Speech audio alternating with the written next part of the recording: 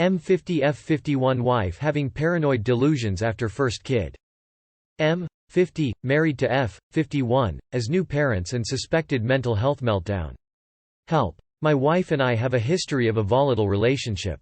We both accuse the other of overreaction on many fronts. She refuses to see a counselor together since she says everything is down to me alone. She says I have issues, who doesn't, but I think she is projecting her fears through me. I have seen multiple therapists, mostly as a way to offload the stress that our relationship issues cause. Whenever she and I discuss things, she speaks over me and I don't feel heard or appreciated in any way. She is adamant the issues comes from me and is always saying how smart she is, how lucky I am, how she saved me from a miserable life alone. This year, we had the most beautiful daughter. Yes, later in life. My wife has been bearing the brunt for the first 6 months. Baby had some health issues, now doing better, and she took maternity leave. I didn't qualify for any at the time, but I qualify in a few weeks and took several weeks, unpaid, towards the start to help out. Recently, she has been very paranoid. She thinks I am vaping or smoking behind her back and releasing harmful chemicals that could hurt the baby. I am not, I gave all that up a long time ago. She says my pee smells of ash, and she flies into a rage at random moments when she thinks I've been at it again. I have explained calmly, to no avail. Tonight, she thinks it's cannabis. She took the baby, locked them both in her room and starting texting me that I was a threat. She will call the police. She will move out if she finds out I am a secret addict. My previous therapist said he thinks she sees threats everywhere, but she refused to come to more than one session. I believe she is under a huge amount of stress, but will not admit it since this would be weak. She had an upbringing full of criticism, she says, and she always has to be right, almost pathologically so. I am worried about her, although sick of her, and the baby and the behavior she is showing. I texted her mom as a last resort and she immediately texted 3 members of my family, one of whom was diagnosed with cancer last week. She said if I call the police, she will, preemptively, call them and I know she will tell them a pack of lies. She stood by the window earlier, on purpose, opened it and shouted out, "I am afraid of you," for no reason other than giving a different impression to what is going. I am on antidepressants as a result of this and she is always checking if I have had my pills. I find it controlling and strange. I don't know who to call to get help, not without her calling someone in retaliation. I have recorded her but it never shows the full context. Divorce is used as a threat. Should I report her to social services? I am afraid she will start playing a victim and making things up about me. Not sure what to do. I am a mental health professional. I'm very concerned that your wife is showing symptoms of postpartum psychosis. This condition is extremely dangerous. It is important that you treat this situation as a mental health crisis and contact help immediately. In the United States, call 988 and explain her signs and symptoms. Be sure to say she has given birth in the last 6 months. Do not wait. They may tell you to call 911. If you are elsewhere, please call whatever is your crisis or emergency number. Do not leave her alone with the baby. I hope you can get help ASAP. It sounds like she might have postpartum psychosis. It was very irresponsible for you to bring a child into a volatile relationship. You need to protect your child. If it's any advice, I'm a med student and we're taught to admit patients with postpartum psychosis immediately, person shrugging. First baby at 51. I'd probably have psychological issues also. I cannot believe you decided to bring a child into your marriage knowing who your wife is as a person. Shame on you. That is probably the most selfish thing you could have done in this lifetime. You'll be 68 when your child is 18, and your wife will still be an abusive asshole. But now that you have decided to introduce an innocent into this, that baby is your only concern. Your wife, as many has stated already, is showing clear signs of psychosis. Now whether this is how she was before baby or if this was triggered by baby is going to have to be your call. But either way, baby was never and will never be safe with her.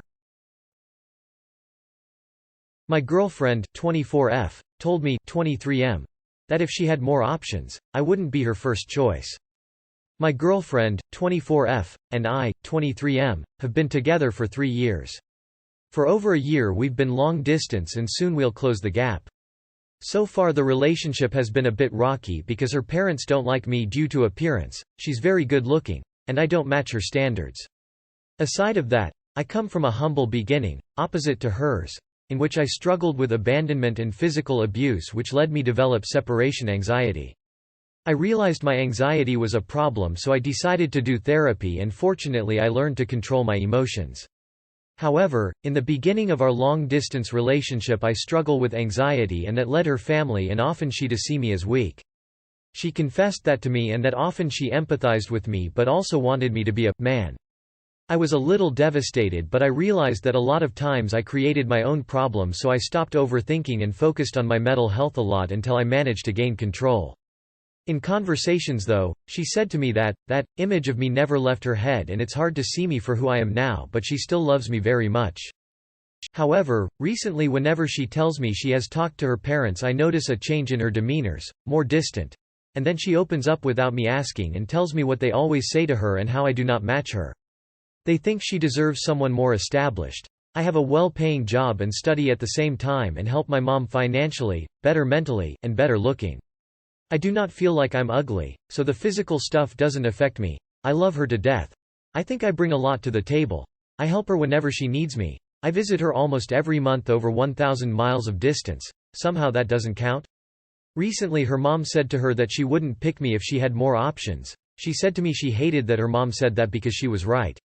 It's so strange because our communication is great. She's loving toward me like no one. I was a bit hurt by this confession and I wonder what should I do at this point. I feel sort of inadequate for her since she thinks that, but her actions toward me are kind and loving. First and only post will soon delete.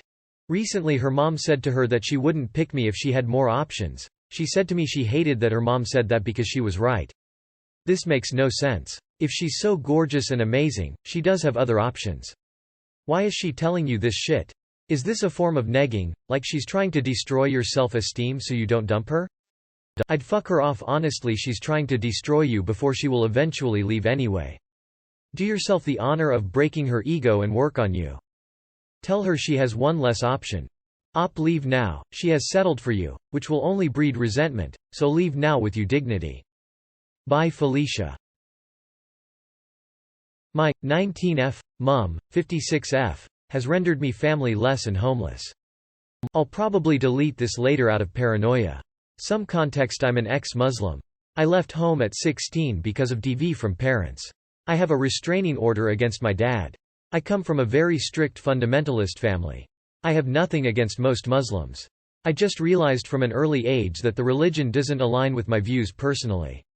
My parents didn't take that lightly. Apostasy is punishable by death according to the Quranic literature, so I was forced to flee home.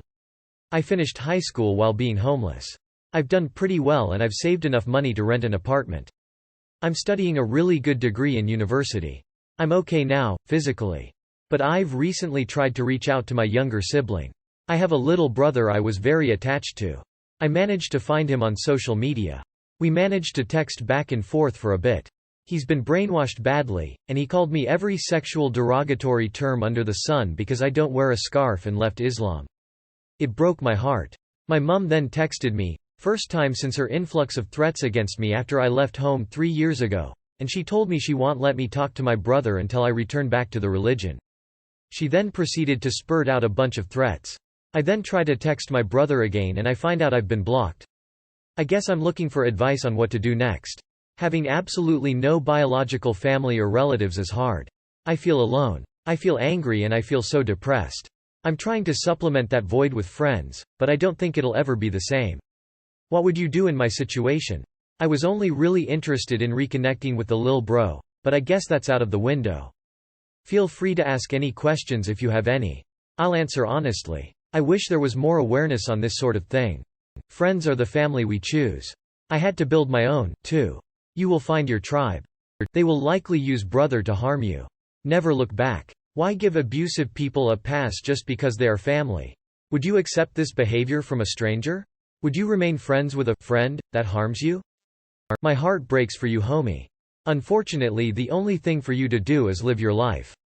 Maybe they'll come around someday, maybe not. I've been mostly estranged from what family I have left for about 11 years now also.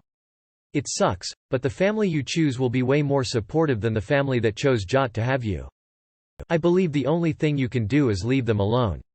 Your brother knows you love him and want him in your life. Time to create your own family of friends who will love you just as you are. It's going to take time, but you're going to be okay without them. You don't deserve that treatment. Yeah, I, M29. Cannot stand my walks now that my girlfriend, F24, goes on them with me. For almost every evening for the past 8 years, I've been going on walks. I started doing it to relieve stress and now it's a part of my daily routine. During my walk I'll smoke or sometimes I listen to music, but the main point of it is to clear my head and reflect. I recently got back into the routine of going on them often. I took a long break after my son was born. When I got back into it, my girlfriend asked if she can join me because she wanted to stay consistent on keeping the baby weight off. In the 5 years that we've been together, she hasn't tagged along that much. Initially, I had no issue with it, but now, I'm losing my mind. She's always talking during them, we're making constant detours, and I can't even do the things I usually do on them. For something that I initially started to relieve stress, it's not working that way. It's come to the point where I don't even want to take one. Now before you suggest that I continue the walks with her and just ask her to change, I have.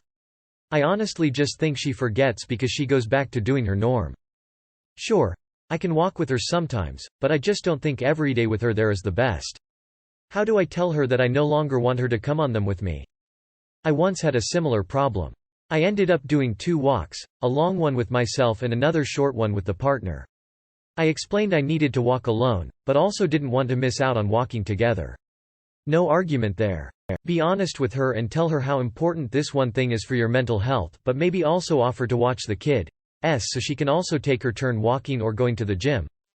How long are these walks? Does she have the kid all day by herself and then you disappear for a couple of hours when you get home? Don't discourage her from doing an activity she enjoys with you. You might be able to have your cake and eat it too. I think you should just communicate what you're missing from these walks instead of complaining about what she's doing. These are meant to be meditative for me, and as much as I enjoy walking and chatting with you, I miss meditating. I will need to take additional walks on days that we walk together. You mention you have a baby. If you can bring the baby on your meditation walk so mom can get some mom time and you can walk with someone who can actually talk to you, or make you do a detour, could be a really good thing for all parties.